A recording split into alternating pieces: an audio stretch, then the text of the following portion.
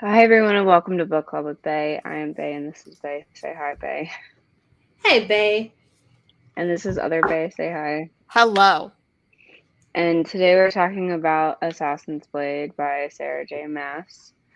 Uh, the the Prequel. 4.5th book in the. This is the 0.1 to 0.5 book in the Throne of Glass series. Yeah, unless Okay. you're doing the romantic order, and then it's the No, 0.31 to it's 0.35. no. I don't see how that would age you any better, except for refreshing your memory on who these characters are. That's it. Look, There's no you know reason. what? Because obviously, Sorry, like, I just obviously, know I that there's haven't lots. read. You know what's funny is that after you were like, we're doing Assassin's Blade first, I saw immediately after that text popped up, I saw a TikTok that was like, if you do Assassin's Blade first, you have to, like, you cannot. You have to read it after. And I was like, oh God. I do not see why. So I do not see why. I think that this hurts more reading it now. It was just funny. It was just so funny because the TikTok I saw was so passionate. Like, it wasn't just like one and of you're the about to see the opinion same TikToks. passion from me. It wasn't one of the TikToks where it's like, like you maybe like, it was like you have to read it after. And it was like, okay. Okay, yeah. So I have. Okay. So the novellas were released before, like the short stories individually were released before Throne of Glass. Yes, and then Assassin's Blade is made up of 5 stories. Yeah, and then they were compiled into Assassin's Blade, which was released in 2014 after the third book. Yeah, which is Heir of Fire. Yes, Heir of Fire is the third one. Yeah, so and there are 2 different orders that people choose to read the series in. There's the purest order, which is reading it first. That's when the individual ones were done. That's the publishing order. It's also timeline order. Yes. Also, yes, chronological order. Then Selena's 16 in this, and she's 18 in Throne of Glass. Yeah. And then the romantic order is you read it in the compilation published order.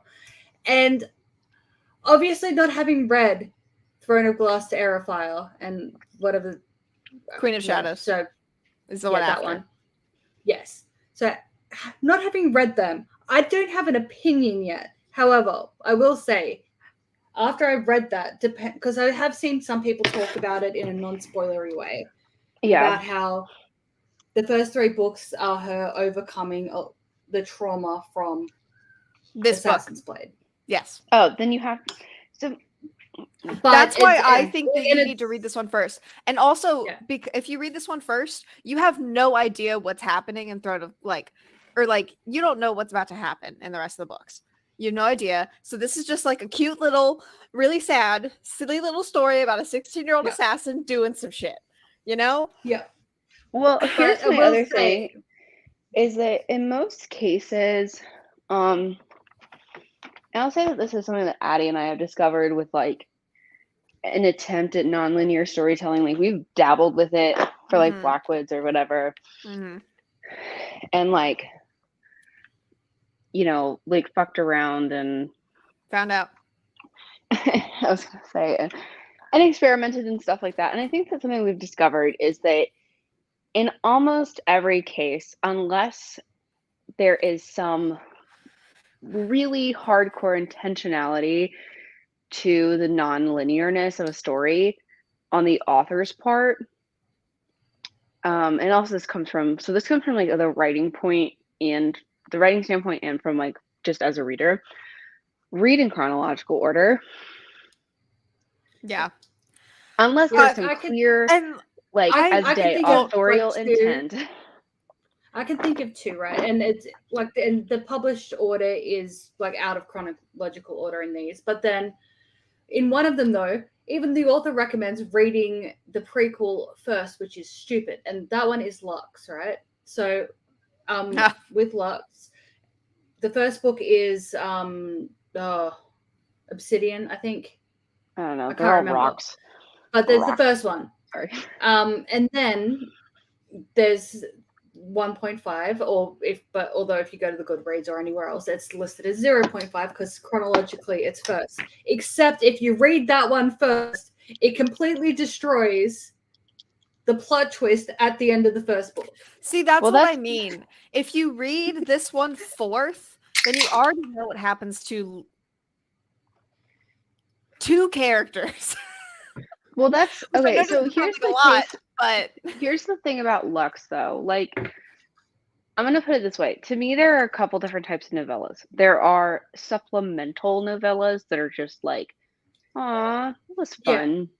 Like we didn't need it. It's unnecessary. It's basically fan fiction. You can, if you don't read Shadows, you can still read the rest of the series, and it's fine. Yeah, like it's just fan fiction from the author, and like that's okay. I love that your boy Pat called me sad. Like,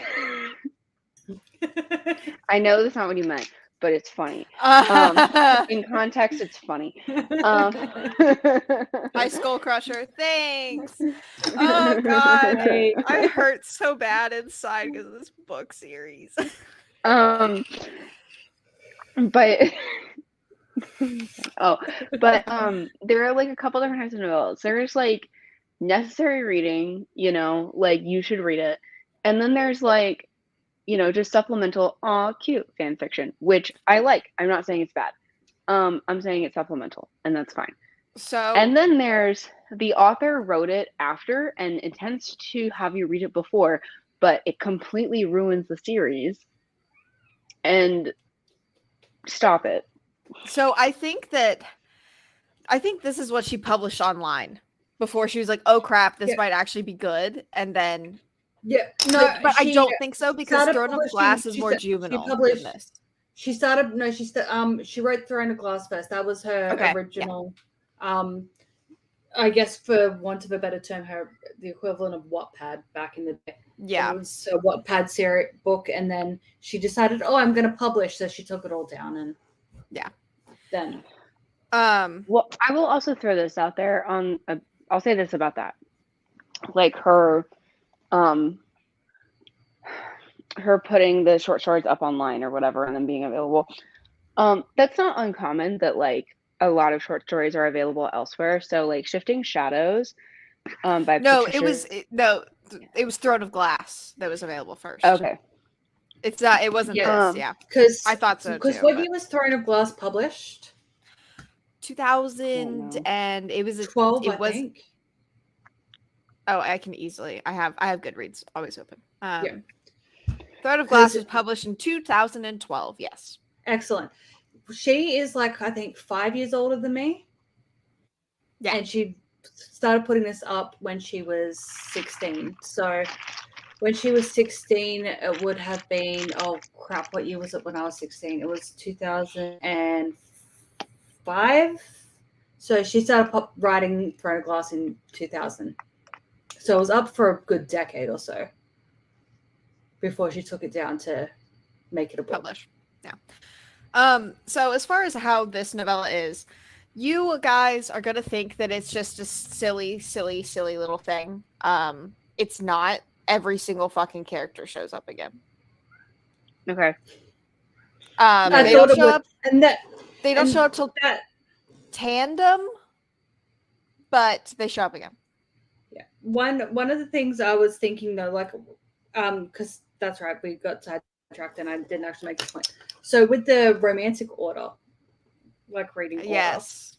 After having read this, I can, I can see, depending on, because again, I don't know.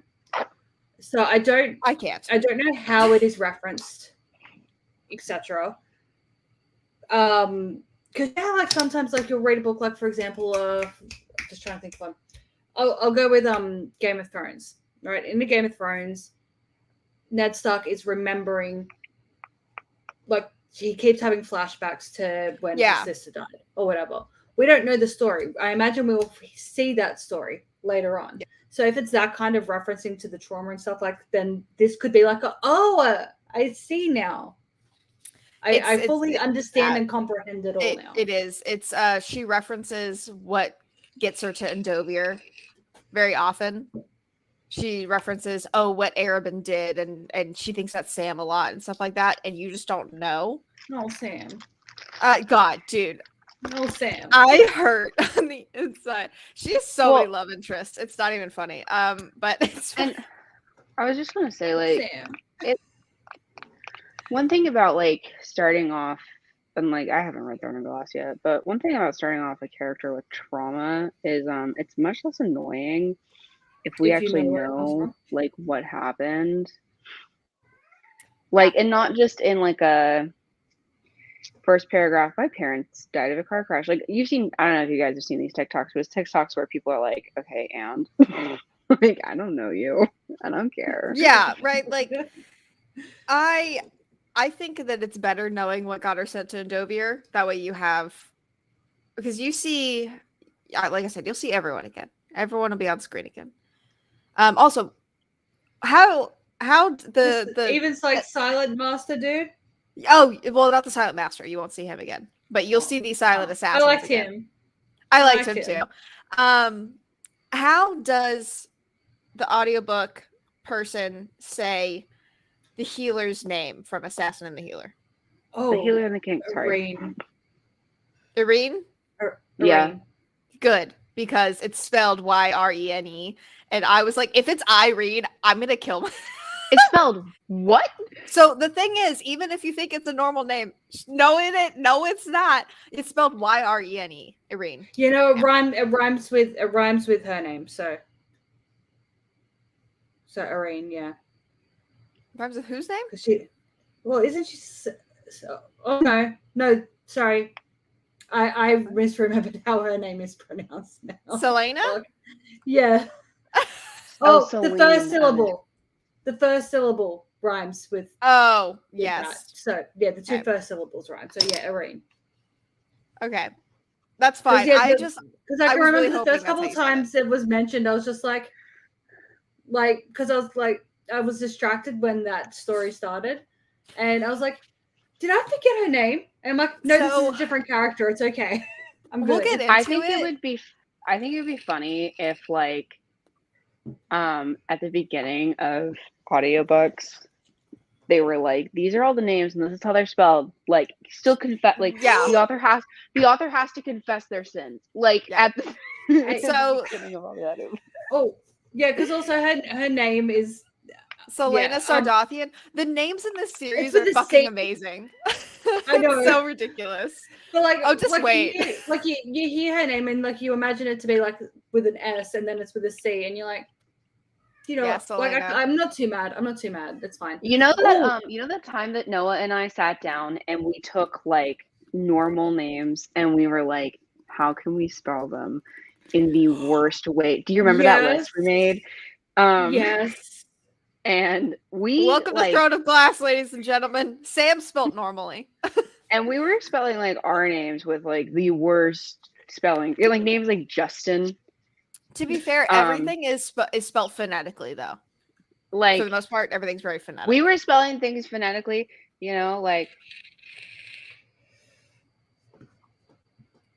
to Justin. Like Justin. Go away. Go away with that. We were having a great time. Okay.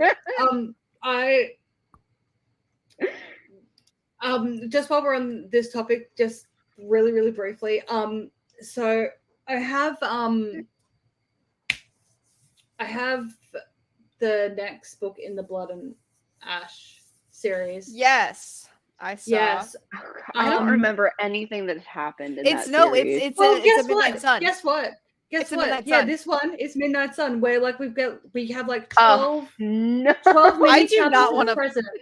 I do not want to read it. The last book ends with, remember, the primal takes over Poppy's body or whatever, and now she's in a coma. And yeah, sure. Hawk, I don't. Okay. What's his name? Not Hawk. Castile, yes. Castile is like telling her what happened from his perspective in the first book to try and wake her up. Hey, I have a request.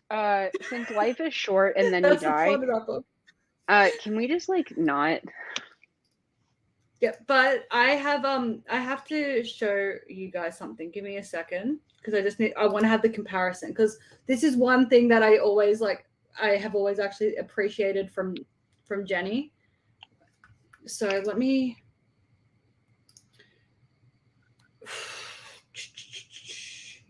I feel like there's nothing to be gained from reading it from his perspective. Yeah. Okay, I'm going to just do a couple of screenshots and then I'll bring it up, okay? What I want to show you, because it's not capture. Or I don't feel like, I know I won't enjoy reading the book. Oh, look, even from like as soon as he became Castile instead of Hawk, the series just died, right?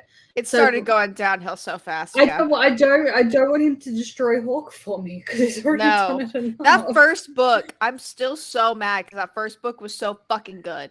Ugh, whatever. Now, okay.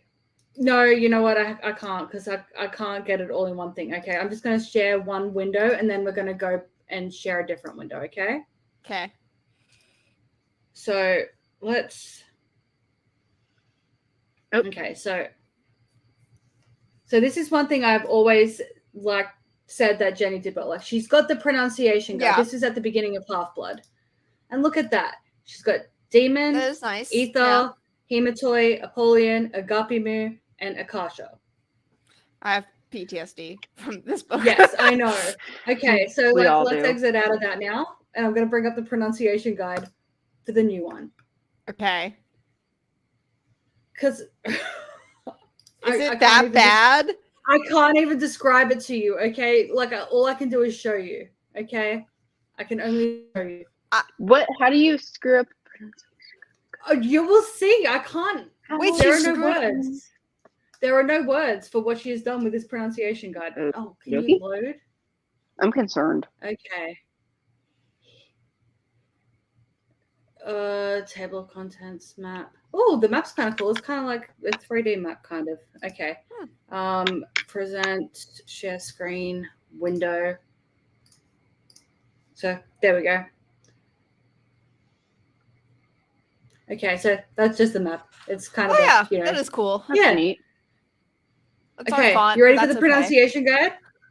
Yeah. Characters. Good God. Oh. Characters still. We're still on characters, by the way.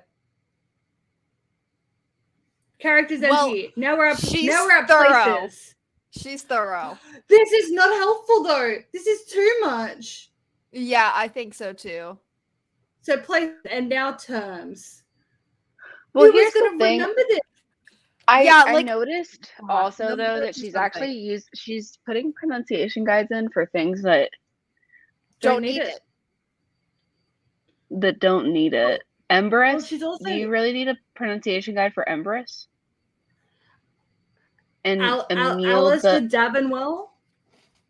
I saw there was Duke and Duchess. Yeah, Duke and Duchess. Raverell, that's phonetic. I don't know, man. Yeah. This one I don't even feel like this one does, because I'm not gonna look at that and think it's Blaz. I'm just gonna pretend there's an E on the end and it's gonna be Blaze. Yeah. Brandol Mazine, like Braylon Holland. Bell? The word Bell has a pronunciation? That's also what I'm saying. Word Bell? Effie. She's got Effie here. That's a pretty common. Gemma.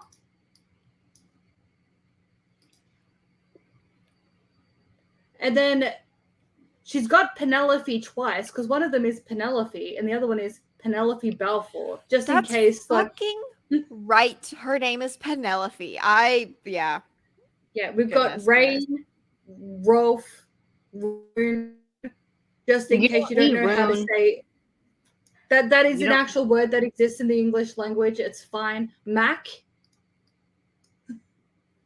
We don't need that. But no one is looking at this and remember, Thad is pronounced Thad, by the way. Look at that. Yeah, it's too much. Pronunciation is the exact. Jenny, it's too much. All right. I know you're watching specifically us right now and on your Sunday morning. I want to know what prompted Mac, like people like her to be like, I need to teach people how to pronounce Mac. Like I wonder who said make. I wonder who did that. But this one, I feel like that is the most egregious because the pronunciation is literally the exact word. Yeah, that's ridiculous. Sven. But yeah, so yeah, that's what she overdid it. Yes, I agree. Is the point. It's too much. I feel like pronunciation, guys, should be short and sweet and limited to the most relevant. Stuff that is really, really out there, you know? Yeah. That said, though, like part of my perspective is skewed, right, as well, because for like Reese and right, I always would have read Reese as Reese and not Rice. Yeah. Because that is, and like RHYS is an actual name that exists. Yes. That it's one of my in-laws' names. But apparently that was needed because a lot of people read it as Rice. A lot of people read it incorrectly. I mean, I know that seeing the word resand really did mess with my brain the first time I read it. Well, look, in your defense, like resand is not the name. It's just Reese. I know. I think you would have had an easier time if Reese had been the first. It was just Reese, yeah. Yeah, her name's. Listen, she's creative with her names. I gotta give her that. It gets even more. I'm trying to think of who else has the craziest name in the series. I think it's really Selena because it's just fucking Selena Sardathian. It's a fun name. It's so fun. And it sounds like it's got alliteration, but it doesn't look like it does. Okay. So as far as the writing style for this one is written. So when you get to Throne of Glass, you'll see how juvenile it is, and I just have to give that warning because she was a child, and I don't want you guys to write off the rest of it because she writes that one like a child. And Selena acts like a child. Dorian, oh my baby boy, Dorian acts like a child, and my baby boy Kale acts like a child. And look, I don't. Well, look. One thing I will allow for though is like, for example, Selena. If she's 18, because she's 16 at the beginning of this book, 17 by the end. Yep. And then the next one is when she's 18. She's literally a child still. She might legally be an adult, sure. But she's a child. It's fine. And the series ends like just before her 20th birthday, like a couple months before her 20th birthday. Okay. Ooh. So to give you like a nice frame for what we're getting into. Yeah. Okay. My baby. My little baby. Rating. Okay. Yeah. Let's do ratings. God. My background music of D&D. I turn on a D&D playlist in the background because I cannot stand an ounce of silence in my life. And it was just really aggressive. You can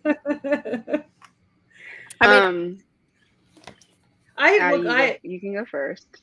I enjoyed the stories. So when I first read the entire series, I think I've said this before, it was a solid 3 stars across. I didn't finish the series though. It was a solid 3 stars across the board. This one was the first one that I was like, okay, I see the hype a little bit.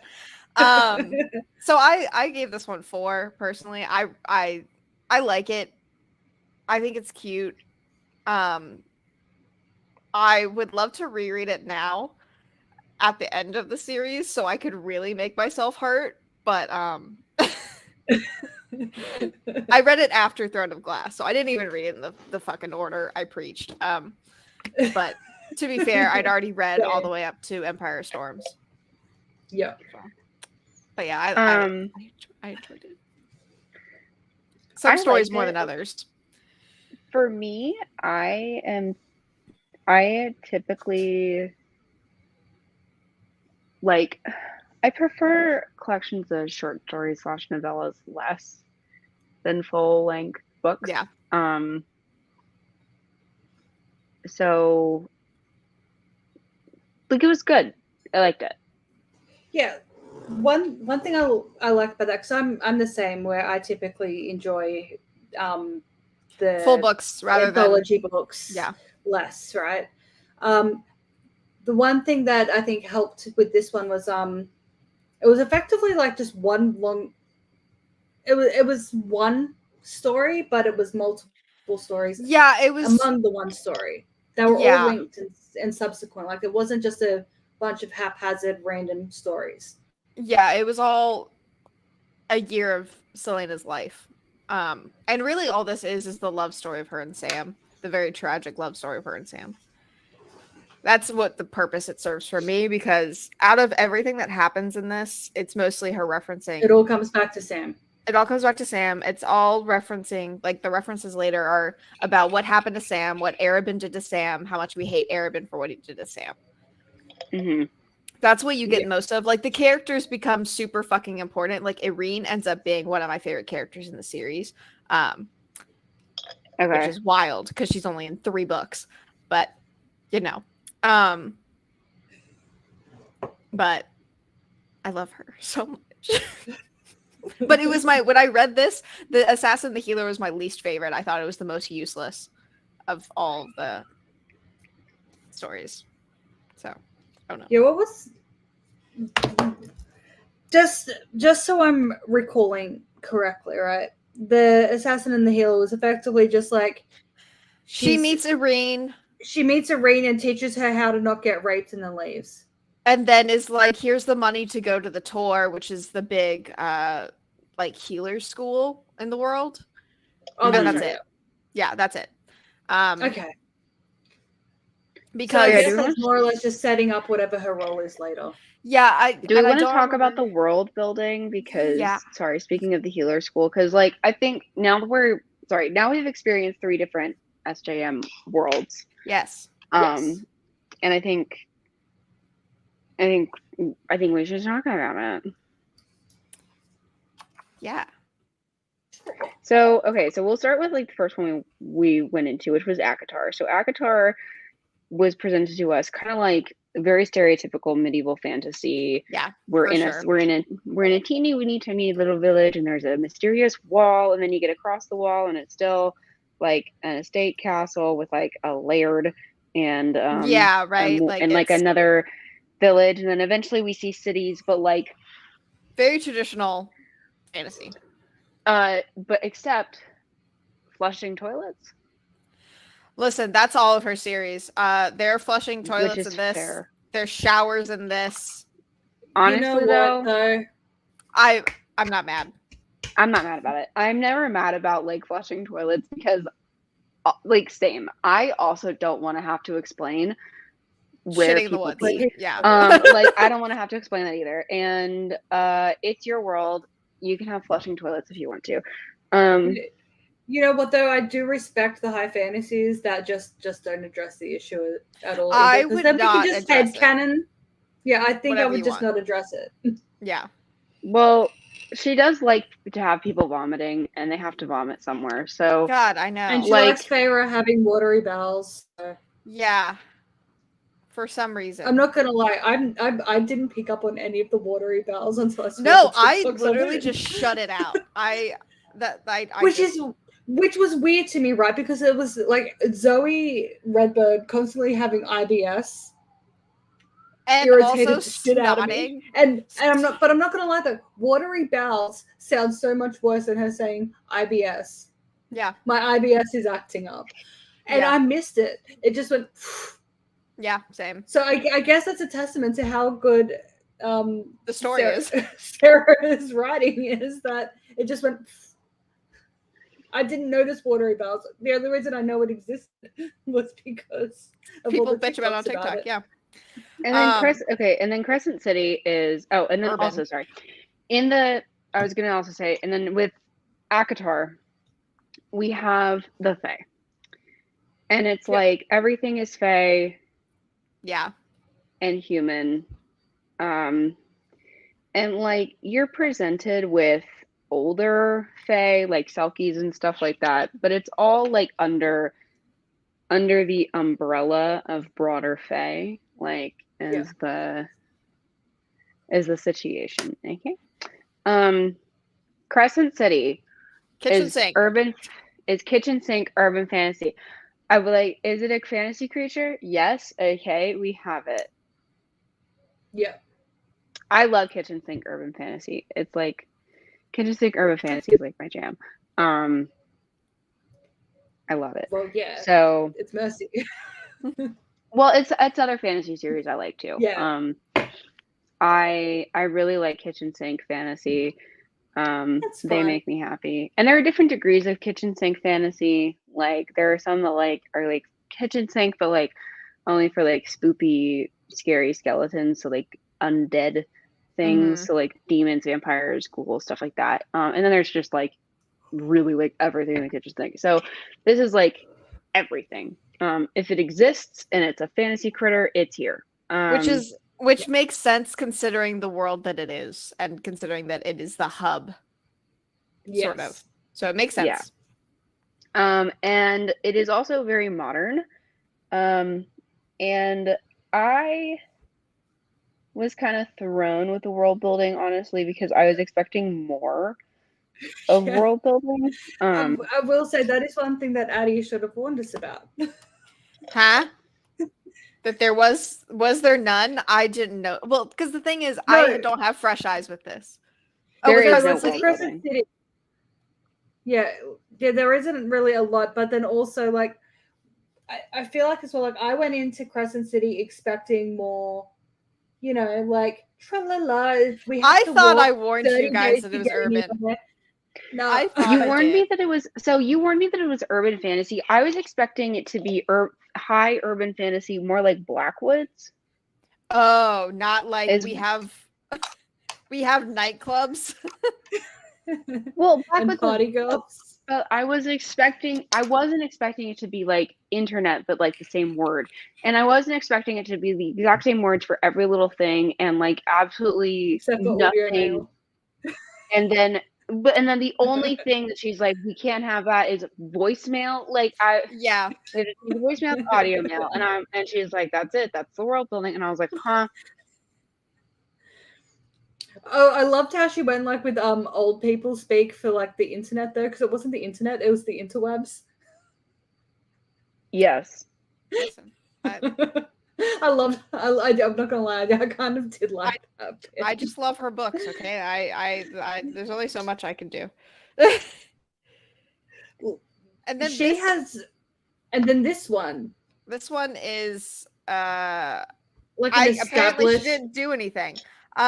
So this one, you are in a lot of countries in this book, but essentially there's some major powers. There is the Kingdom of Adderlin, which I didn't say she didn't do anything in this book. Oh, I thought you did. Oh. I said Crescent City. She didn't do anything. Oh, okay. I was like, yeah, Crescent City. We were just there, and we had to try and figure out where the fuck we were. Yes, that's so fair. And honestly, world's most unhelpful map. Yeah, I completely agree. I completely agree. Yeah, it is what it is. I feel like because the advantage that ACOTAR had, right, was they were just like, I'm just a poor little peasant girl in a poor little village in a poor little shack, you know? And oh my goodness, what is this magical world? Where am I? She was discovering it with the reader, yeah. Yeah, so we had that advantage. Whereas in Crescent City, Bryce was just like, this is Bryce where I been live. living there. Yeah. Yeah. I'm home. Where's home? None of your business. It's my home. Yeah. It's like, but you brought me here. Can you please show me around? She's like, no, absolutely not. Yeah. I'm just going to expect you to know where everything is. That's so fair. But then this world. This one is akin to ACOTAR. Yeah. Look, this world, at least how it, the vibe of this one, because like again, Akatar was like, like this sparkling new world, where this one is kind of like season 6 of Game of Thrones. This feels very lived in. Yeah. Yeah, like same sort of vibe of world in terms of technology and everything as Akatar, but grungy. It's grungy. Also, it's post-war torn. So at this point, there was a big war. Yeah, I'm not gonna lie. It feels more like a male 8 years ago high fantasy world. Yes, it is. Definitely, I feel the same. I feel the same for sure. I'm not gonna lie. Props to her for creating like 3 distinctly different worlds. This book is also and planting nuggets throughout all of them, because that's what she does, and she even says like, oh, like she's more or less like justified everyone searching for Easter eggs in all of the books, because she's like, I hide nuggets everywhere. If it's in there, it's in there for a reason. Reading this shit. Yeah. I've been avoiding a lot of like the, how there's some people that effectively have like the string yes. charts on the wall and stuff. I've been saving them for later, because I'm like, I can't. There's no point yet, because I haven't read one of the series yet. There's no point. Yeah, please. So I had something else to say. I don't remember what it was.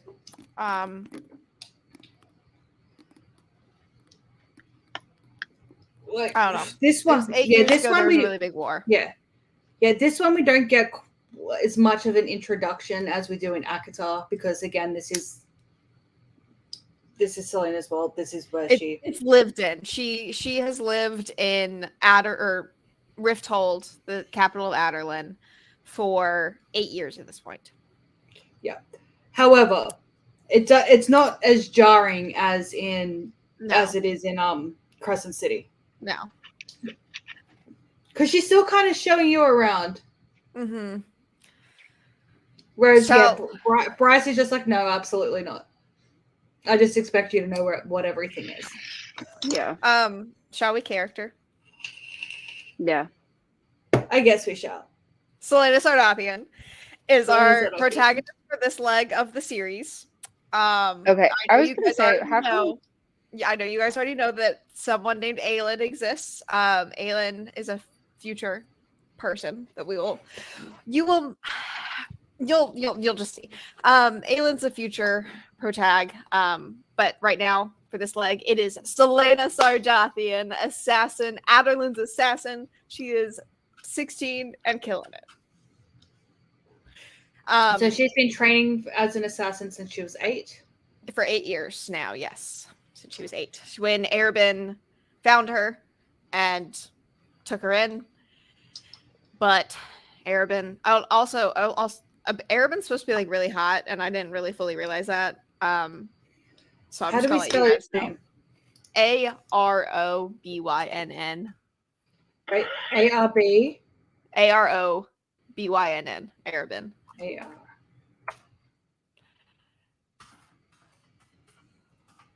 This is also the thing, like with Sarah, everyone's pretty. With all high fantasy, everyone's supposed to be pretty. So Selena's pretty. Yeah, Arabin, I think he kind of looks like Lucian. I think that's how it actually is. He just look like Lucian. Which also, there's a rumor that Lucian has been cast for the series, and it is just a straight up ginger white dude. And look with Lucian, right? With Lucian, he's literally.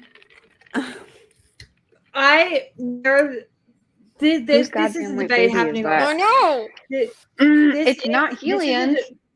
Okay. This is a debate that's happening, right? That I've seen a lot. That where Lucian isn't white, except he has to be. He's biracial, sure, but he is darker skin, right? He's supposed to be very, very tan. But he passes as Baron's son. So First of he's all, supposed to be super tan. First of all, it also says though that he looks more like his mom than his brothers do, and we don't get a description of his mom. Secondly, race is not like viewed the same in the Yakatar world as it is in our world. Yeah. So like we just have to go based on the description that we get.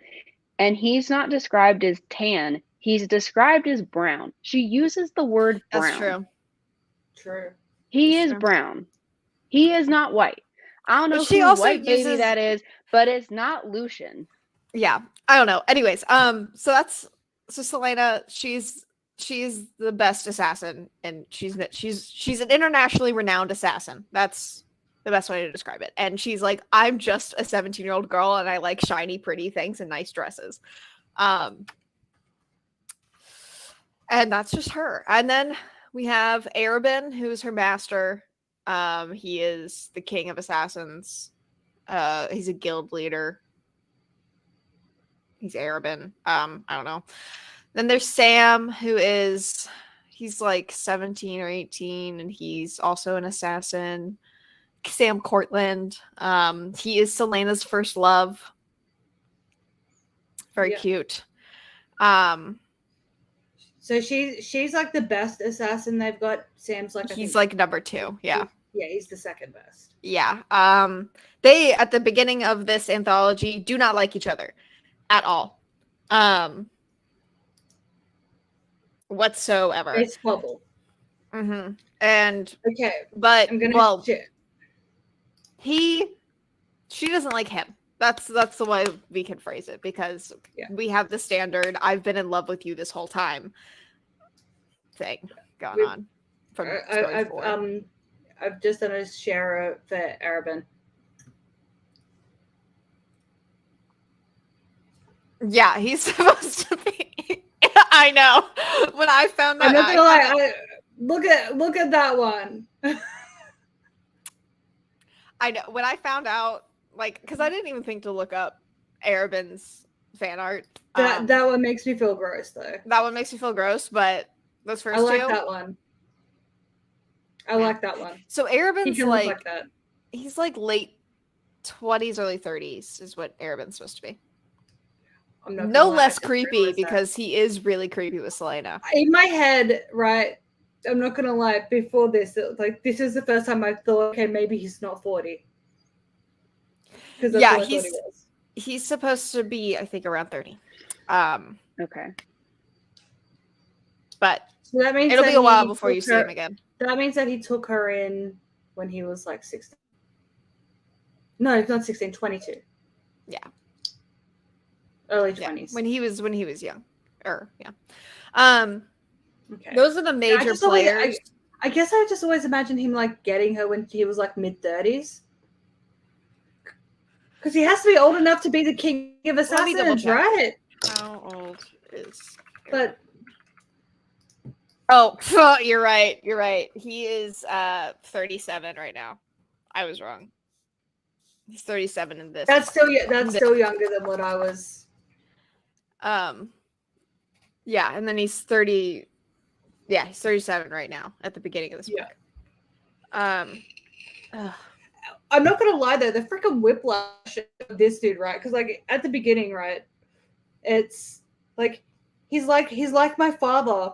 Yeah. And then it just gets progressively worse. And worse and worse. Maybe. And then he buys the prostitute, doesn't he? And I'm like, you gross man. You grotty gross. Oh my God. And then it gets worse. Yeah, it gets so much worse. So there's 5 stories in this. The first one is called Assassin and the Pirate Lord. I love Rolf. Oh my God, Rolf is such a character. So those are our 3 main characters. Those are our 3 main characters, and then everyone else, like I said, will show up later, but nah. So Celaena is in the Assassin's Keep. She's with Arabin's most trusted assassins, and Arabin, they're having like a round table discussion. Someone has been out. Sorry. Is Rolf? Is Rolf also hot? Be careful Googling people. I'm just looking at pictures. Yeah, Rolf's. Yeah. He's got a little something, something. Yeah.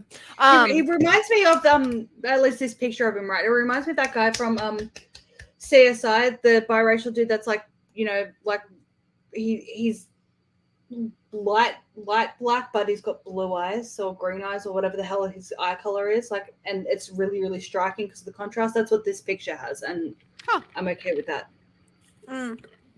So someone has been caught and is in the royal dungeon. Selena is like, we should kill him. And Sam is like, you're a crazy bee.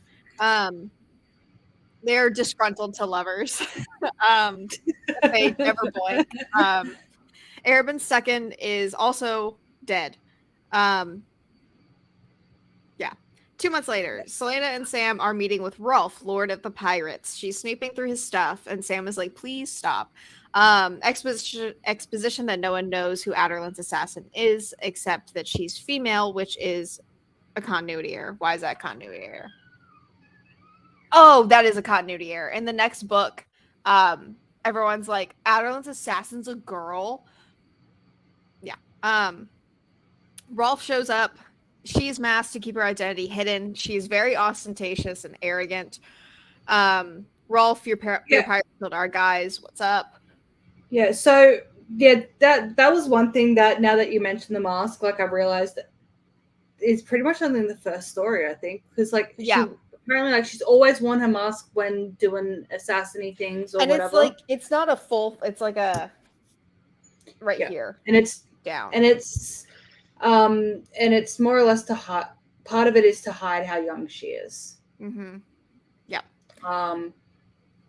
Because also, like someone like Rolf, for example, would be offended that it's Arabin sent, a kid. So and then we never see the mask again. Yeah. After this. Arabin sent them here to get slaves from Rolf, to purchase slaves, which Selena is very opposed to. But they didn't know. Yeah, they didn't know. Yeah, they did not know.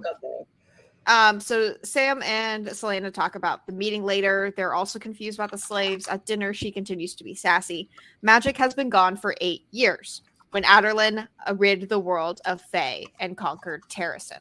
That is the catalyst for all of what's going to happen in the series. So magic is gone. Magic used to exist. Doesn't exist anymore. It's suppressed. Selena is very against slavery, obviously. She asked Rolf about them and their quality because she's going to try to free them. There are 100 slaves. Sam is very suspicious of her schemes, and she plays innocent, but it doesn't work. They fight. He calls her out on her arrogance. Selena, Sam, and Rolf go inspect the slaves not meant for Arabin. We learn more about Adderlin's conquest. Yeah, so there were like 2 slave ships, and I think they each had around 100 slaves on them.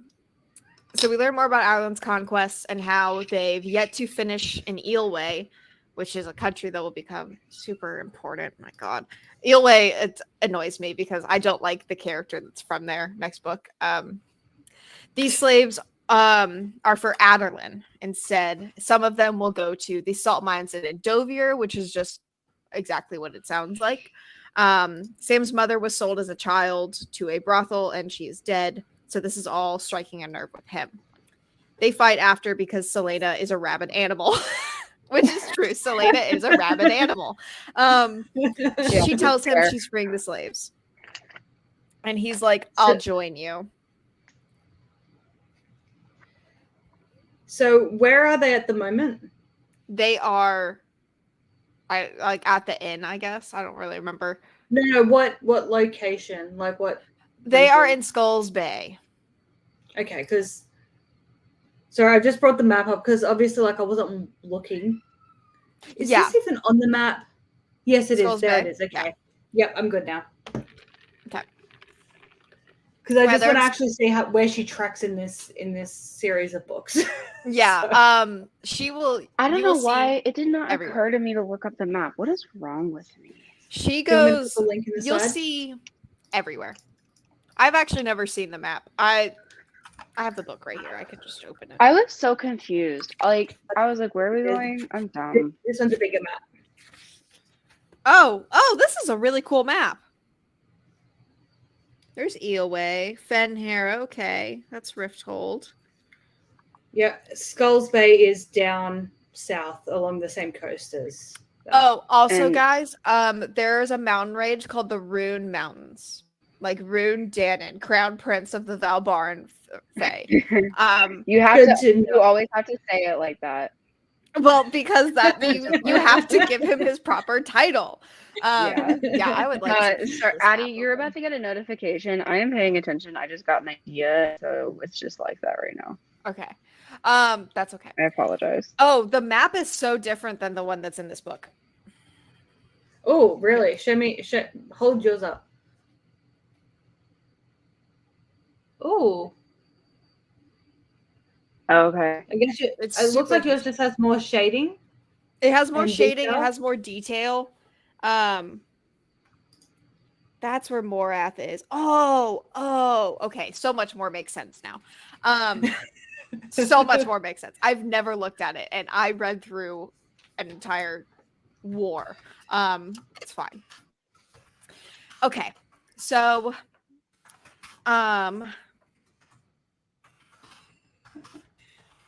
okay. Oh yes. So she tells him she's gonna free the slaves. Huh? I just put a thing in the chat. So he's gonna help join the slaves. He's obviously in love with her. Sam thinks Arabin wanted the two of them gone for this month, but he couldn't figure out why. So they inspect Arabin slaves. One speaks English or common, I guess, and she and Sam head to the boats with all the slaves. One thing I'm wondering, because the language that Bryce manages to end up communicating with Amryn in, wasn't that the common tongue? It's not the common tongue. It is called in this series the Old Language. But I believe it is the same language that Bryce and Amryn were speaking at the end of Crescent City. Okay. I think that it is. It's someone they would have to have a language that they can all speak together. The language of Terracin. That's, I think, yeah. Ooh. This series really hurts. Okay. We explain the plan to the slaves. They have to create a distraction now. We play cards with Rolf, starts a massive bar brawl. They leave, but get caught by Rolf on the way out. I will say that scene actually made me laugh, right? Because like she's there, she's like she was buying around, she was doing all this stuff. She opened a tab and then she was like, "Yeah, so we need to start our riot soon." Before they realize I don't actually have money to pay for any of this. Oh, and also this is important. Both Sam or all of the assassins, but both Sam and Selena owe major debts because Arabin owns them.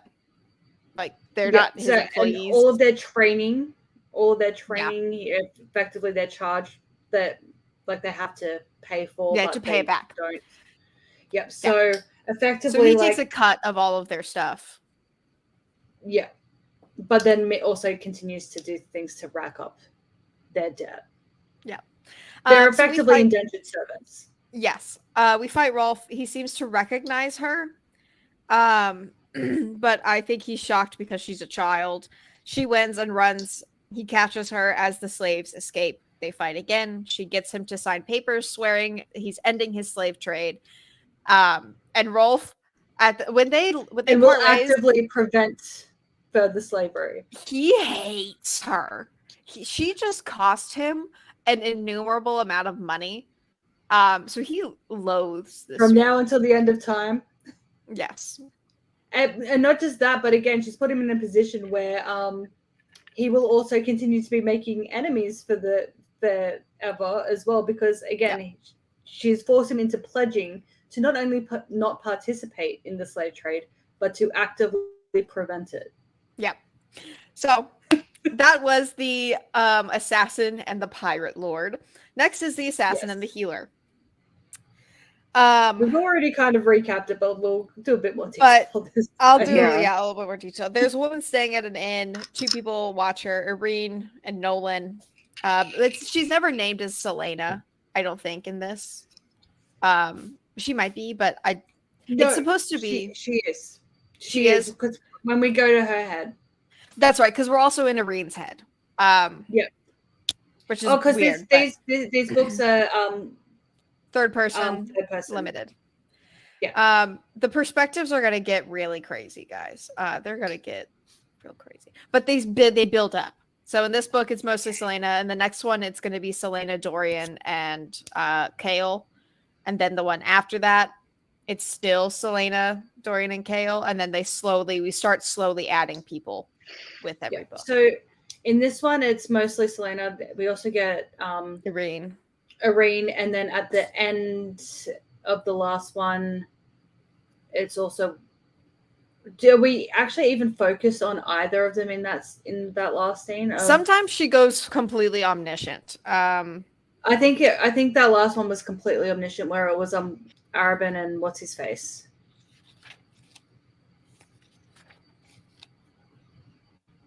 I'm sorry. I just scanned a page and it said, "I'm Celaena Sardathian and I will not be afraid." And I'm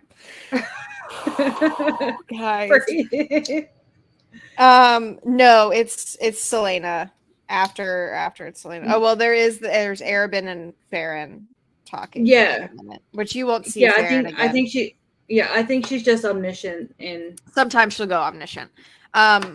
When you need to know something, or when it's flouncy. I don't know. She does it every now and then.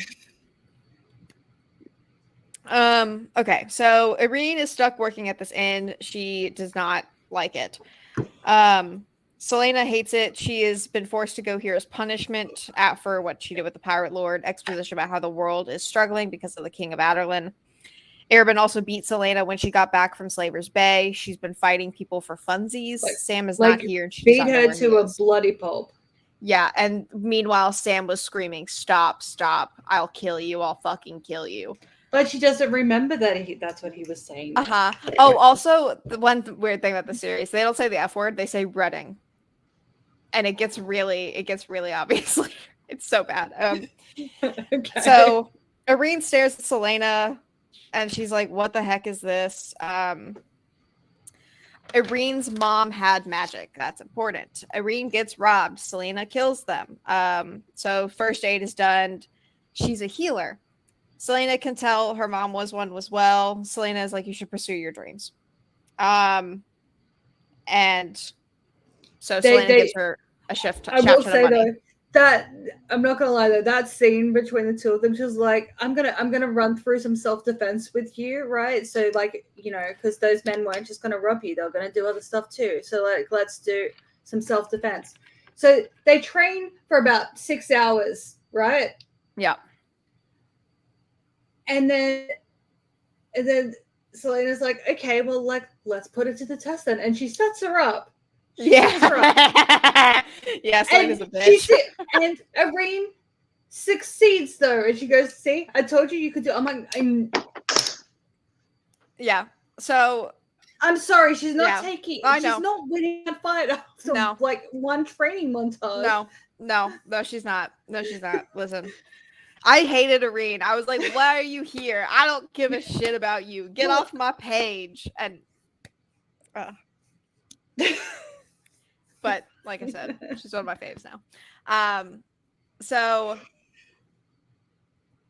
yeah, she leaves the money and jewels or whatever, and a note that said, "The world needs more healers. Go do it. Now it's the assassin in the desert. So she's in the Red Desert, unhappy. She's still being punished. It has been 2 months since the Pirate Lord. She has to go to the silent assassins and get training by them. And then once the guy is like, "You're good," she can come home. So I have questions. Yes. I do have questions. Because she mentioned it taking a month to get there, right? Yeah. Was that by land? Because I feel like this map can't be to scale. Because it took her a month. I don't know if it was a month once she got to the desert. Because she went to, or if it was a month from the get-go, from when she first left. But where the silent assassins are versus where the oasis is, it took her like 3 hours to get from the assassins to the oasis, and that is like Yeah. On the map, really far away. Yeah. I don't know, man. I don't know. Sorry. I'm sorry. To Wendlin. Yeah, can I? No, don't actually. No, I don't need to see the Wendlin map right now.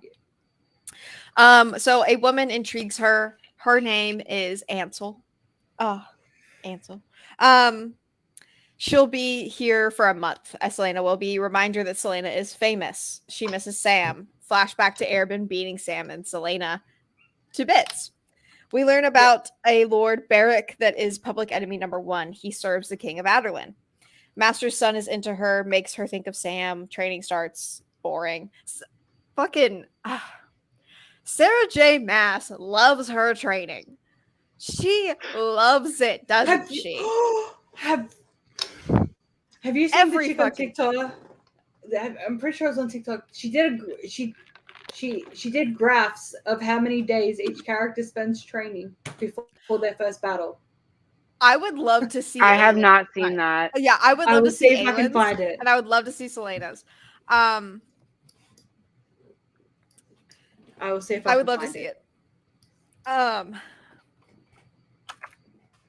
So, because Bryce would have the least. Nesta would probably have some of the most. Nesta followed by Gwyn and Emery. Yeah. Because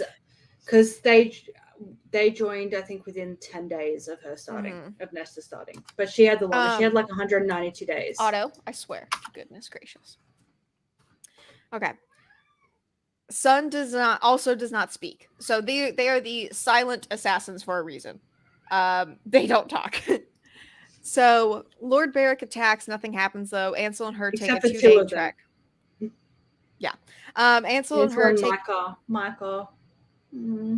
There's so much sadness. We learn about we get some exposition because this world also can be sometimes a little kitchen sink because we have witches. Except they're not the witches that we think of. They don't have magic. But there are covens and clans. It's a whole thing. But we learn about the Iron Teeth witches overthrowing the Krakens. And the last Kraken queen cursed the desert, the wastes. And the only way that the wastes will be livable again is if Iron Teeth and Kraken reunite. Yeah. Witches are freaking terrifying. They are immortal and they are just super strong in general. I don't understand what their powers are, but they're just the Iron Teeth. By that, I mean they literally have teeth of iron and they have really, really, really long stiletto fingernails that are knives that slice. So that's the witches. We see Spider Silk. And we meet what is his name? Falcon. Oh, Falcon. Oh. This guy named Falcon, he's a merchant. He asked Selena to get his lost years back because he gave 20 years of his life for I don't remember what. But he did. But they're with the Iron Teeth. Oh, the spiders are with the Iron Teeth. They're in Iron Teeth territory. So she's like, yeah, next time I'm in Rifthold, I'll, put some work in for you, my guy. He gives her some spider silk. Ansel and Selena steal horses from Barrick. She has Ansel has a tragic backstory where like she has family lands in the wastes, which is why we're learning about witches. She's family lands in the wastes. So yeah. Horse stealing punishment is stable duty. Selena trains with the master and a snake. It's weird. Weeks pass. Ansel and her are going to a Midsummer Eve festival. Super fun. She's really missing Sam. We learn Selena has an apartment hidden from Arabin. Ilias, who you will see again. That's who you won't see the master again, but you'll see Ilias again. Okay. I liked him. So Ilias goes to kiss her. She says no, because she's never been kissed, and she wants her first kiss to be with Sam. Super cute. Ansel and her spat because Selena is famous. Ansel calls her stupid, selfish bitch. Selena talks to the master about how she doesn't love her life. Ansel and Selena make up. We have 5 days left. Then Ansel strands her in the middle of the desert. She has an approval letter that she needed to leave, and she has no clue why. Barrack's men are going towards the fortress, so she's like, I should go home, but I'm not. I'm a good person. So she goes back to the Silent Assassins, and Ansel was about to kill the master. She's like, don't do it. I know what you're feeling. She lets Ansel go, and she's like, in 20 minutes, I will shoot you. And then in 21 minutes, she fires an arrow, and Ansel goes off into the desert. One thing that made me so sad, because like she'd just been saying, like, just before all that happened, she's like, never had a girlfriend before. I've never had a girlie, and now I've got she won't have one for many books. She'll not. Well, no, she'll get one next book. I just hate her. Her name's Nehemia, and I just don't like her. Okay, also the Silent Assassin gives her a shaft ton of money because she saved his life. So next is the assassin in the underworld. Selena is home. Arabin apologizes for beating her and Sam. He gives her a bunch of jewelry because she likes jewelry. And then he gives her a job. She says she'll think about it. Sam reuniting. He's, it's very frosty because he's like, I need to know you're okay. And then Lysandra shows up. My little baby. She's a prostitute. She is owned by another person like Arabin. So like how Selena's owned by Arabin, she is owned by someone. Selena hates Lysandra. They've known each other for years, do not like each other. And Lysandra flirts with Sam, and Selena is angry about it. She agrees to the job. Arabin gets her a fancy new outfit and weapons. She gives the spider silk from the last story to be incorporated into Sam's, because spider silk is impenetrable. You cannot. Yeah. So she has it put into Sam's battle suit, which but is essentially. But I don't think we're told that it was on his. No, you're not told yet. No. But it's over his heart. It's big enough for his heart, and then yeah. Oh, hi, buddy. And bless her. She's so selfless to a fault. So Sam and Selena fight. It's obvious he's hurting and lashing out. And her too, because that's all she does in her life. I surprisingly like him. I was not expecting to like Sam or their story at all, but yeah. Arabin gives an oath to never touch her again, to never touch Selena again. Lysandra, Arabin, Sam, and Selena are at an orchestra because the Target is here. Target's former wife hired them. I really like her and Sam together. They have good chemistry. There's a party at the Keep. Selena and Sam chat, and it's cute. She really likes him, and her flirting is mean, which is, would you expect anything else from our little baby? Then they stalk the Target. Another party, watching the Target. It's a lot of assassin work. Yeah. She tries to seduce the Target. She is 17. She invites him to join them in their box at the theater. Then they enjoy the party. Sam basically professes his love, but she's silly. I don't know what she said, but I wrote that she's silly. Because that's accurate. So we break into the Target's house. We get attacked. Bodyguards noticed her, throw her in the sewer, and she's bound. Sam finds her, though, when she's about to drown. Then Selena pays her debt off. Sam tells her he wants to escape and leave to Eelway. He leaves in 2 weeks, and he tells her that he loves her, and he's like, I'm leaving because you'll always pick Arabin. You'll never pick me. And she's like, I pick you, stupid. Like, literally, I think that's what she says. And then they make out. And then we do assassin things. We murder, but something is off about the murder. And it turns out we killed a bunch of Terrasen rebels, essentially, that were against the King of Adarlan. And she's like, I hate the King of Adarlan. What did I just do? Yeah. Yeah. It's sad. So she pays off Sam's debt, and she and Sam Yeah, move out of the she keep. sells her, but she sells her super magic horse, right, to do that.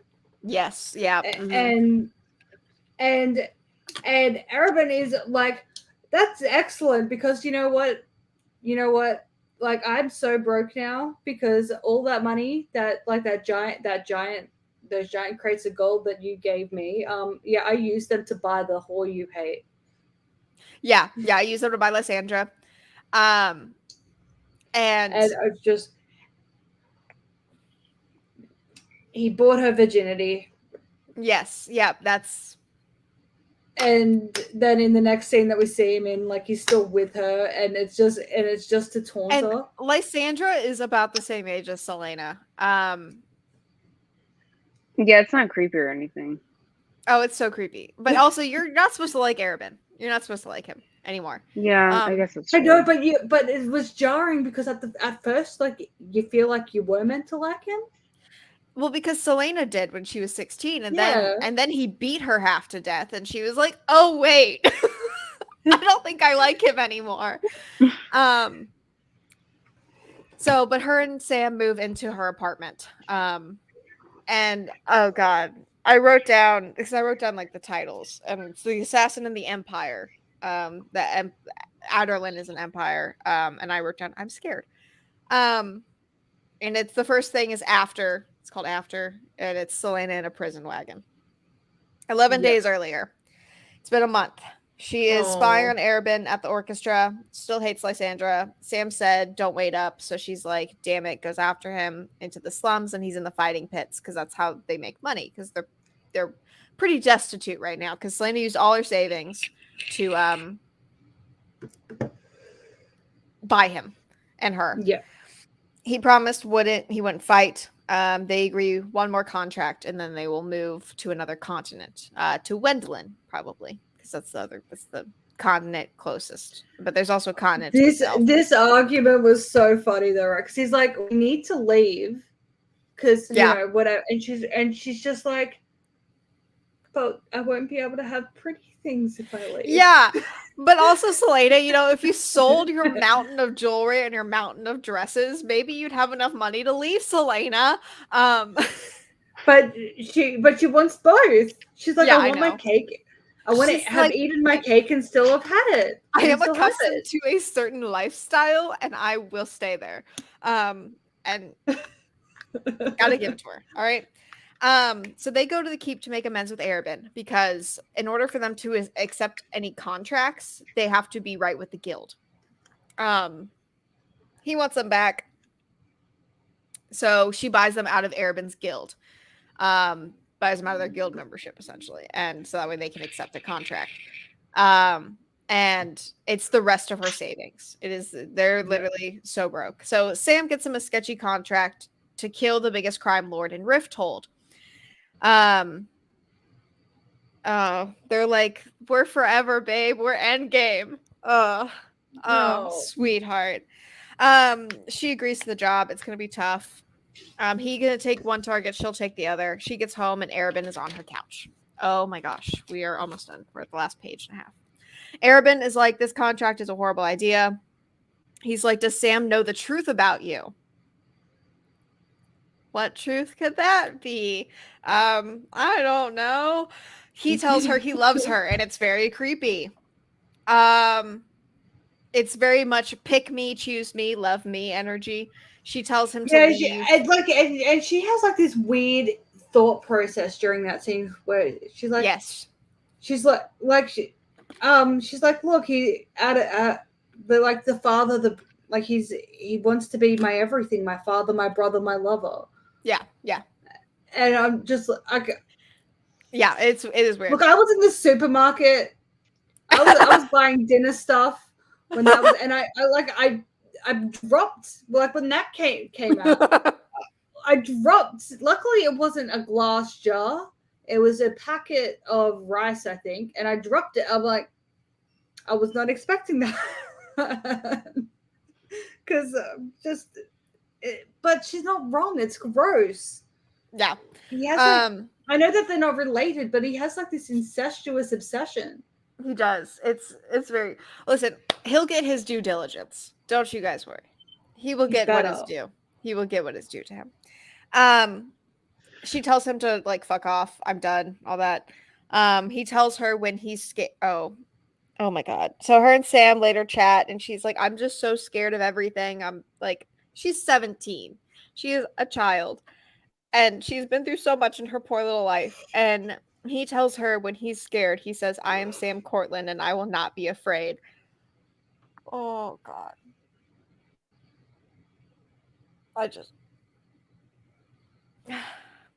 This book series. I'm not guaranteeing that I will not get through this book series without crying on stream. The last book, there was a scene that had me fucking sobbing. Like it was no.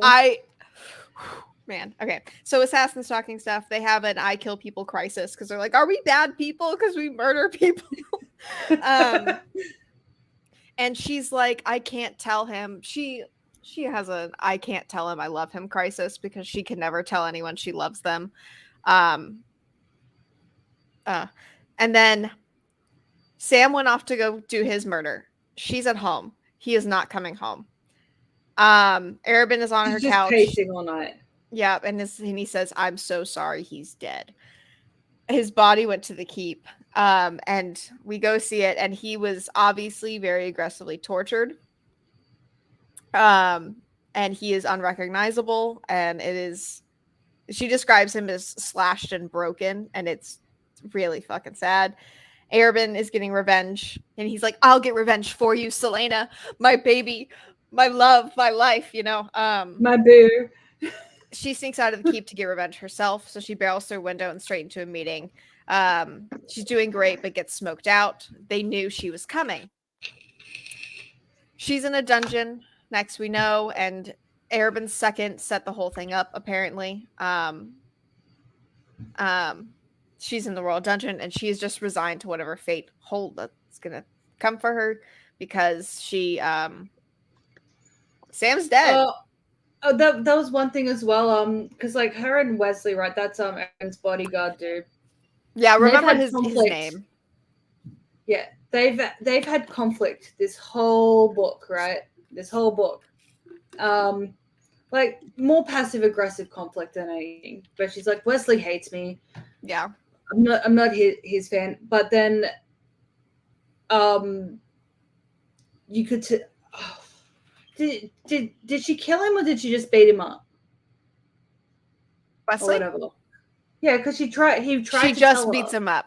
She just beat him up. Yeah. No, Arabin kills Wesley. Okay, so like he tries to tell her like it was all.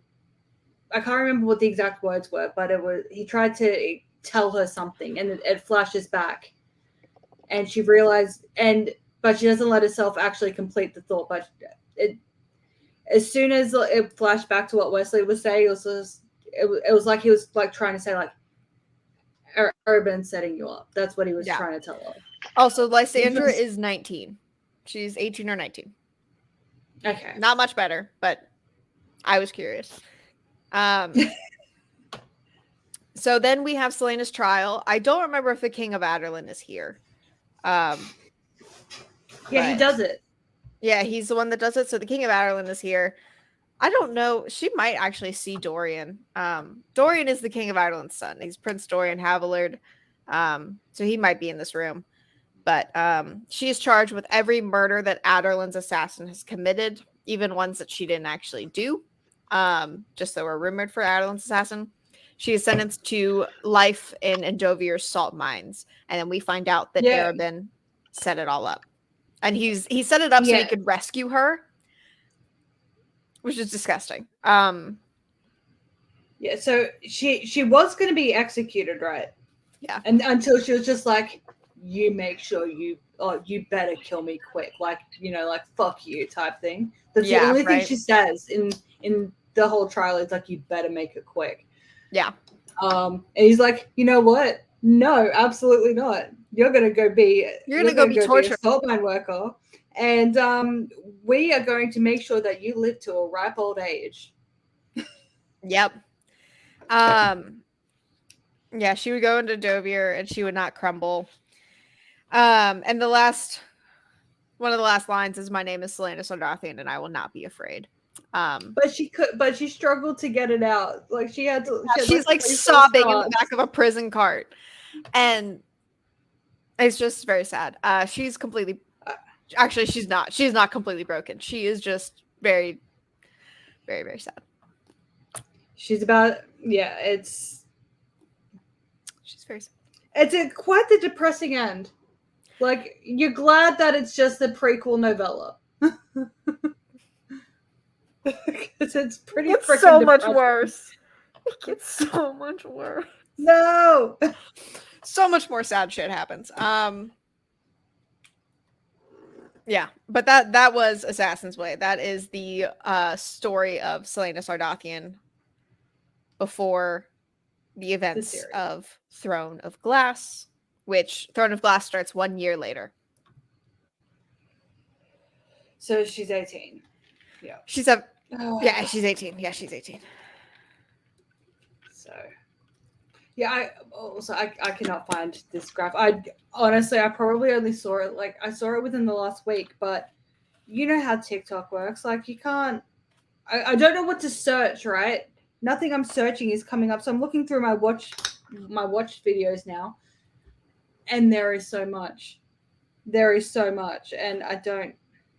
But Nesta had the most amount of days by far, though. I do know that. So I tried to Google how much each SJM protagonist trains, and I found a Tumblr page that is SJM character sense. Right. Because apparently that's needed. Yep. I do know that Emery and Gwyn weren't listed on the graph, but they're like, look, Gwyn started training, what was it, like 5 or 6 days? Yeah, like it wasn't after.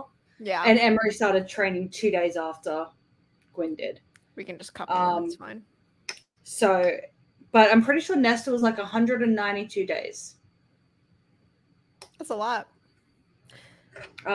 Selena is probably the second, because she trains a lot. Next book, she trains a lot in the third book.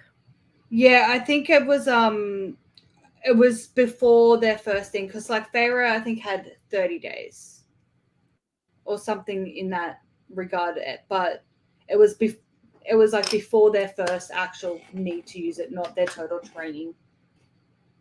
Oh, well, I guess then it would be like 0 days for Selena, because she's constantly. Yeah, I can't. She was on there, I think. I don't know though. I can't remember. Like, I was, because like like pretty much anything that's Throne of Glass related, for the most part, I'm just like, you're like, because like, yeah, I don't know, which is good. So I kind of just, yeah, if it's a Throne of Glass, if it's a Massverse theories video, or if it's just Throne of Glass related, I just like bookmark it for later, because I'm like, you mean nothing to me yet. Thankfully, like, Crescent City doesn't have a lot of Throne of Glass references. Obviously, I've already told you guys that the Fae in this universe are shapeshifters. So that's what Danica is. She's a Throne of Glass Fae. Yeah. There was one thing you forgot about at the end of that. I don't know if this is actually relevant, or if it was just a thing that made her like gave her the strength to be like, you know, my name is, or whatever. I don't know if it's going to be important later, but she sees the white stag, which is like the oh gosh, yeah, wait, yeah, that's really important actually. Yeah, the white stag, okay. The Great Lord of Terrason or whatever. Yeah, he's like this. He's a constellation, but he's also an actual deer.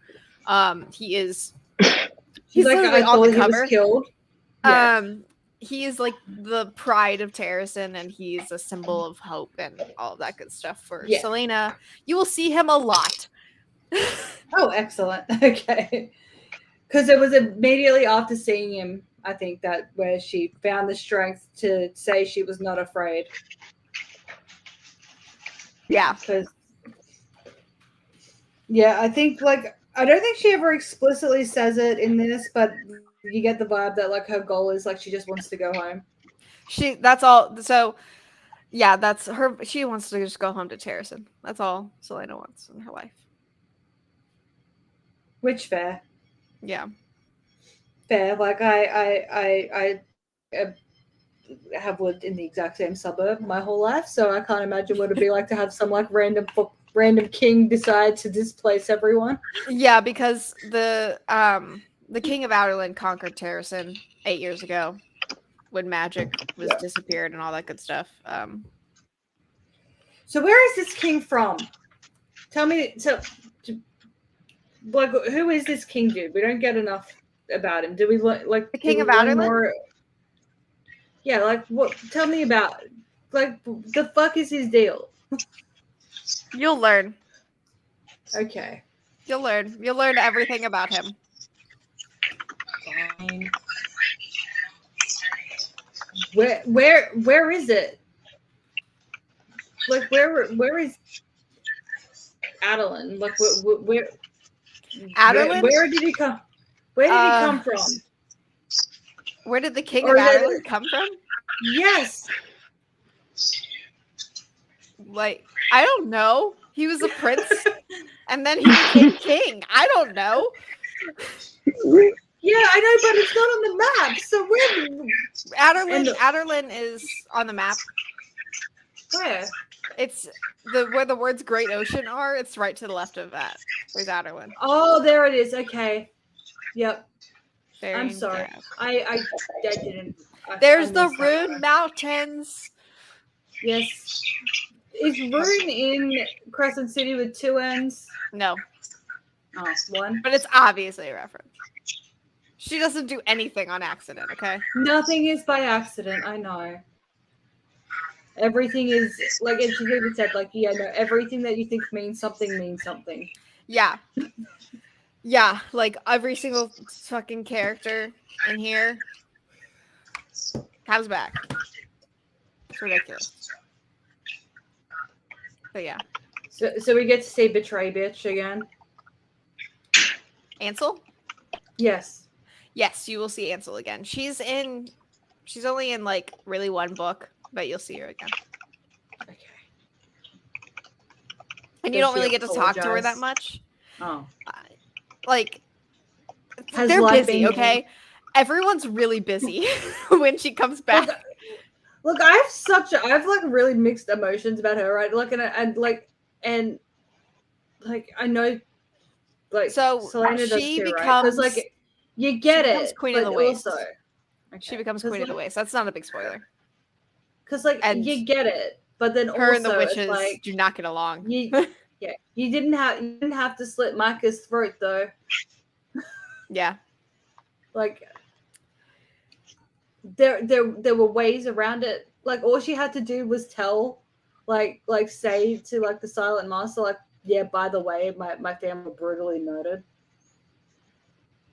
Like, that's all he was waiting for, was for her to just say it, and she for whatever reason decided not to.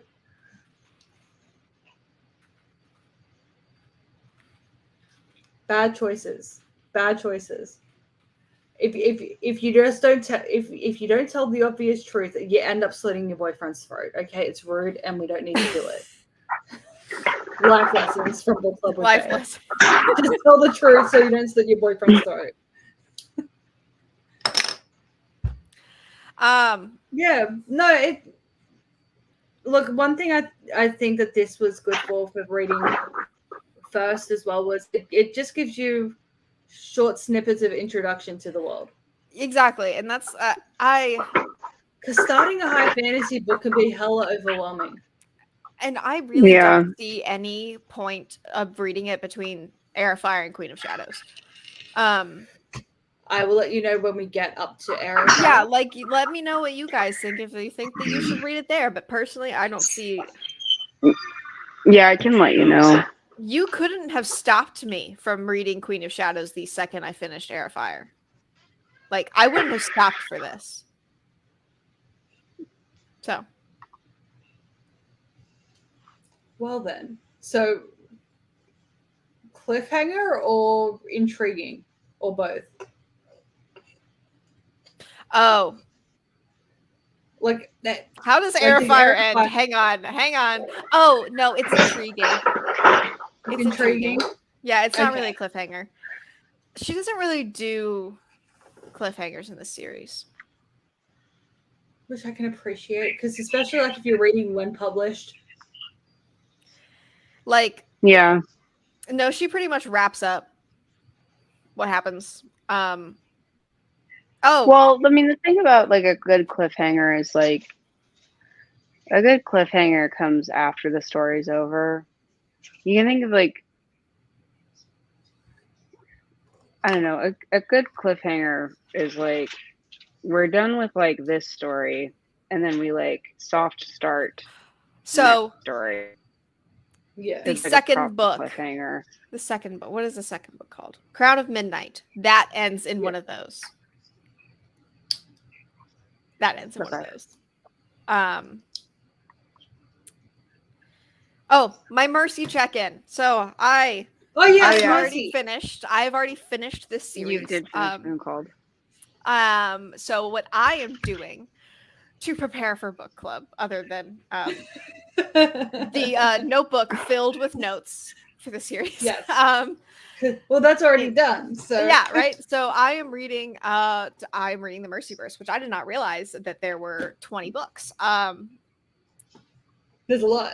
That's intimidating, but it's fine. I will say though, when you factor in though that the longest Mercy book is like half the length of the shortest ACOTAR book is like about this long. Like it's they're not very long. I liked it. The writing is really good. I did take notes. I don't have that notebook though. I will preface this as well with I'm pretty sure this was ranked as one of our lowest ranked. I can see that. I don't really buy her and Adam or her being into Adam at this point. I like Sam better. I know that Adam's endgame. I know Adam's endgame, but I don't like her. Samuel is. I will say Samuel is more. You know what though? Is less angsty in this book. More personality. Yeah, he's got personality. Yeah, I loved the scenes when he was a dog, and he like when the cops show up and he has to act like a dog. And I just really like their interaction. Honestly, that's the thing with werewolves. I am for whatever reason, I'm a sucker for like any scenes where like a werewolf is in dog form and like they do something endearing. I don't know what it is. Like then I'm in love with Warren and Kyle. They're so cute. Yeah. Warren and Kyle are the best. They stay the best. What about Ben? I couldn't tell you a lick about Ben. I really couldn't tell you a lick about Ben. I don't recall Ben. As long as you don't have negative emotions about Ben, then I don't recall Ben leaving an impression the first book. I don't think he did. Yeah, pretty much with Ben, it was just stay away from Ben because he may or may not have been a rapist. Yeah. Yes. But then he literally takes a bullet for Adam at the end of the book though. I did not anticipate Adam having a grown child, and that really throws me off. That probably also. How old is Jessie? She's 15 in this one. 15. And I don't like that personally. Nothing wrong, but I just it throws me off. Because he looks. I like 25. Adam though. Huh? All the werewolves look 25, by the way. Yeah. They're physically 25. That's part of it. Also, except how for Mercy? Mercy's like 30. Mercy's like 30. Okay. Oh my gosh, I loved the walking Outlander reference that was Mac. Yeah. Mackenzie Fraser, hi. That was cute. The vampire scene was my favorite part of the book. When they go and the mistress and same Marsilia. Yeah, and she just fucking attacks Sam. I loved that part. I that was my favorite. Like it when bad things happen to Sam. Sorry. I just I hate Sam. I'm sorry. No, it's okay. This is how I'm gonna feel if y'all are like, I love Nehemia, and I'm gonna be like, fucking why? Sam is a 2,000-year-old. Look, the angst with Sam just increases. He's a 1,500-year-old like child rapist. I'm sorry. Like I don't potentially 1,800 years old. That was the only thing I did. 1,800-year-old creep with a breeding kink. Like, what do you want from me? I don't like them. But I also I do enjoy a good in books, not in real life, a good breeding thing in books. I'm a little bit of a sucker. Oh wait, just while I'm thinking of it as well, because I reread what's the last one? The last one. Soul Taken. That one. Because I reread that recently, and that was when we have the discovery of who the person is and find out that he's a thing. He wasn't in that scene. Oh, I go to Alpha and Omega next. Okay. Yes, you do. Yeah. Remember when we're like, oh, so and so is so and so's person? Oh, trying to do this. Yeah, he wasn't in that scene. Who wasn't in that scene? Remember when we're talking about maybe he didn't die? Oh, he's not? He's not in that scene. And the explanation is in you know, I'll just text it to you. That might be easier. That'll be easier. Don't worry. Ashley, you'll figure it out. Also, I'm going to try to read more than one since there are 8 of these, and there are 1,000,007 of those. But also, I could probably finish 2 a week. This page is like Ben, a work in progress. Am I supposed to, obviously right now I'm not supposed to like Ben, but like, will I like Ben? Oh, you better like Ben. We protect Ben at all costs. Okay. Hashtag Team Ben. Always. Ben and Honey are the 2 like best characters. I'm sorry. Well, look, like Warren and Kyle are also great. Like, but we are the Ben Honey fan club. I think I'm gonna make this into like some sort of document, the reading order, because it says like the books twice sometimes, and like because like starts and ends. If I had to rank the books for me right now, like because I reread them, I'll do like the Mercy books. It would be like I know I like Bone Cross the best. It's like always my favorite. Number 4. Rivermark has grown on me, but it's still I think my least favorite. After that, I would say probably like Silence Fallen, so number 10. Let me bring out my books. Fire Touched and Night Broken are like tied. Oh, I loved Night Broken just for I'm blue. Yes, I'm blue.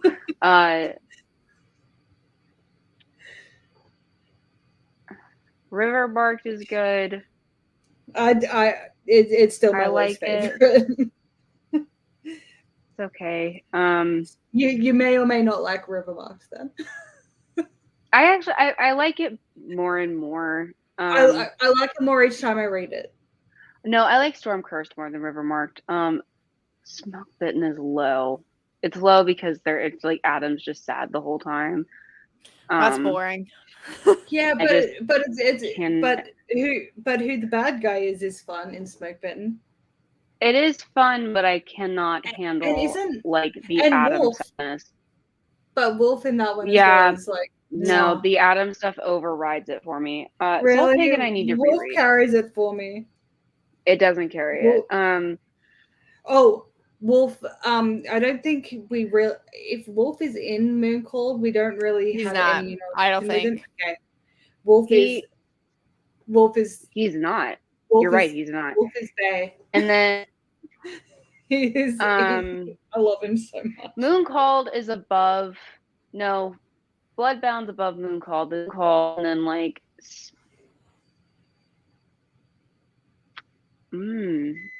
I like Smoke Bitten less than I like Iron Cursed. No, Iron Kissed. Sorry. Okay, I will. What do I like the least? I don't know. I don't know. Look, they all have their ups and downs, but I love them. I love them. Yeah. The confusing thing about Alpha and Omega, right, is it's got like Charles is like my favorite character, I think, in the Mercyverse. If he's not my favorite, it depends on the day, but like he's one of my favorite characters because I just want to love him and give him a hug. Someone needs to hug him, and luckily he has someone. I didn't say anything about the Silverborn. I didn't say anything about Silverborn. Silverborn is like that's your least favorite. It's only my least favorite because it's very Sam centric, and then we have to listen to Sam's sob story, and I just. He is a dog most of the time, though, and that does help because it keeps a muzzle on him. And then half the time when he is talking, he's Sam. He can't talk in dog form, which unable to speak Sam is best Sam. Yeah. And then in that one, it makes it very clear that his wolf is Sam and the person is Samuel, right? And we get to talk to Sam a little bit in Silverborn. Yeah.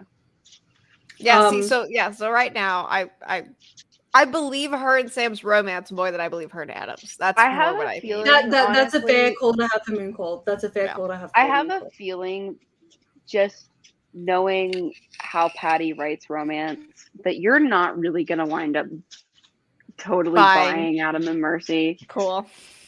I don't think you will. I think they're flirty old married couple. Got it. Yeah.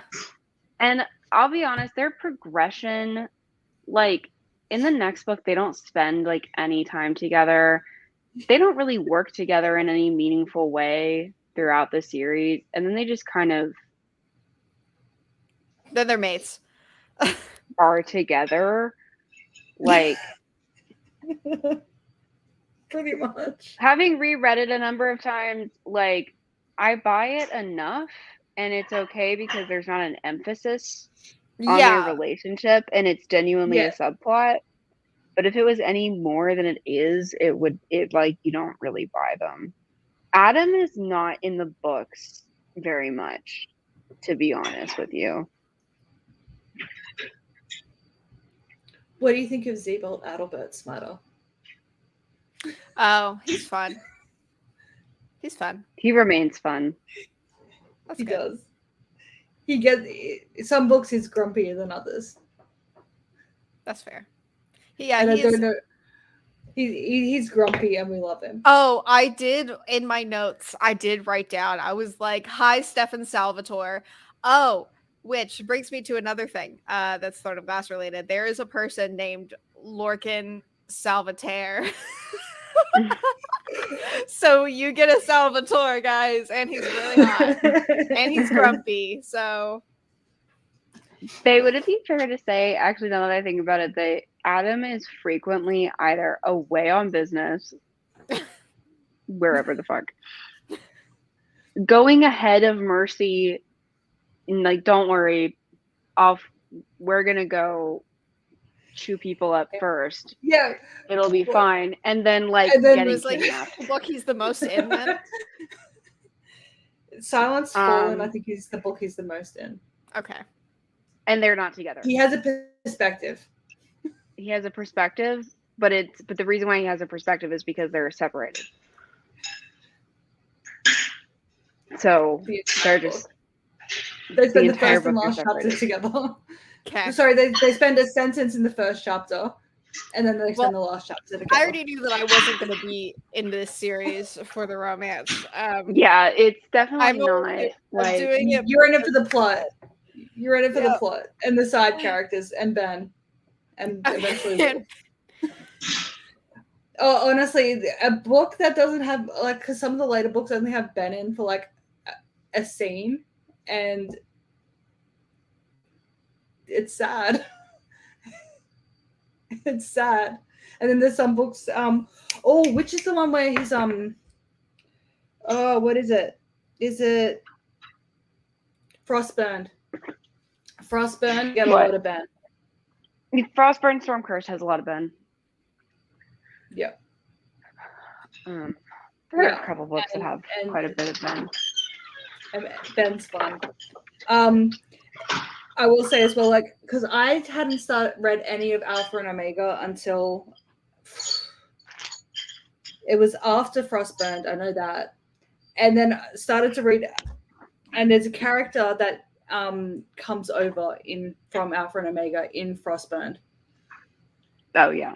And in Frostburned, he's like this. He's so mysterious, and he's like, and everyone's like, you know. Mm-hmm. And then we get over to Alpha and Omega. I'm like, oh, bless him. He's so sweet. Yeah. And it's like that with Charles as well. Like, justice for Charles as well, right? Because one thing you will learn as you read this series is Mercy has really shit perspectives on people. Like, for example, Ben and eventually Honey, Mary Jo, for in an opposite way. But also Charles. She's like, Charles hates me and hates everyone. And then you'll read Alpha and Omega, and this is let's be honest, this isn't a spoiler. Charles cares for, like, he can count on one hand the amount of people he cares for, and one of them is Mercy. And she's like, cute. Charles hates me. Aww. So it's, and then there's just things where she thinks back about things that happened with Charles in her childhood, and it's really sweet. So Charles is, like, I think, my favorite character. The downside to Alpha and Omega is sometimes it's not, like, Dead Heat. I was texting, ranting to Bay I was rereading Dead Heat. Be prepared for like 3 chapters straight. Okay. Looking at horses. Okay, well that's pretty far in. Yeah. You're gonna spend a lot of time learning about horses in Dead Heat. The first time we read it, we liked it a lot. I'm not worried about it. Like, it's on the reread that you're like, horses.